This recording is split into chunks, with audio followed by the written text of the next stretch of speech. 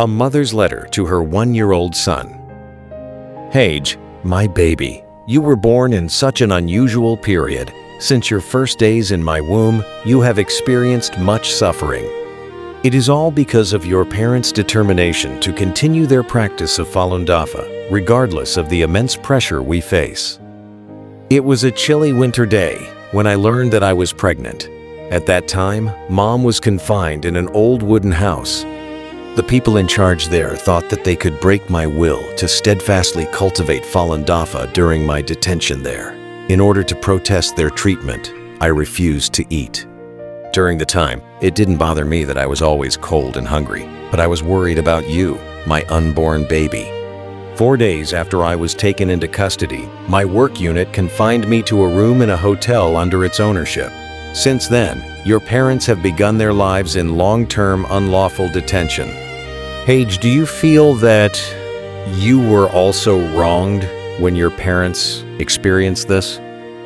Your father used to work overseas and had a good job, yet due to his faith in Falun Gong, he was removed from his job to work as a janitor in the mainland. Mom was also forced to leave a comfortable office environment.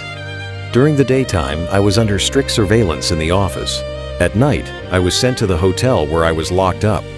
There were times that I had to sweep the streets and pick up garbage, which often left me exhausted. While other pregnant women were enjoying healthy and nutritious diets, I, who was deprived of my freedom, had nothing much to offer you as a mother. Hage, my baby, do you still remember the time when you were hungry in my womb? 2 weeks before you were born, your father and I were finally permitted to go home for a visit. 2 weeks after, in a bare and desolate hospital ward, you arrived in this world. Hage, even though we are 1,000 kilometers apart from each other now, I have so many memories of you. I remember the moment when you were born prematurely and you cried feebly in my arms. I remember when you were 2 months old. You would sleep soundly in my arms. Your face, from time to time, would glow with such lovely smiles, like only a baby can. I remember when you were 3 months old, your eyes would stare at things around you full of curiosity. I remember when you were 4 months old, you saw teacher's picture on the wall for the first time. Your smile could not have been happier. I remember when you were 6 months old, Daddy and Mommy had to take you with us and leave our home to avoid being detained. It was snowing that day. I, your mommy, held you closely in my arms and wandered on the street. Tiny snowflakes fell on your face, and you stared at the sky with your face up, apparently understanding what steadfastness in our faith meant. Now you are already over 1 year old. However, in my heart, I can only remember you as a 9-month-old. When I last saw you, active and endearing, you had already learned how to crawl. When you were 9 months old, Mommy was forcibly taken and sent to a confinement facility by authorities in her workplace. I clearly remember that it was a cloudy day.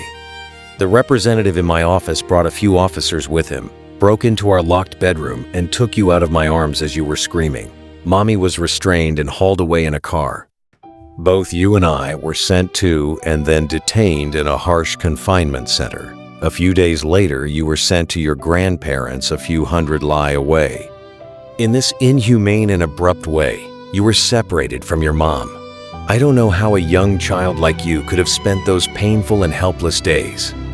Later on, I learned from your grandpa that you cried all through that night. Even 2 or 3 months later, you would cry often during your dreams.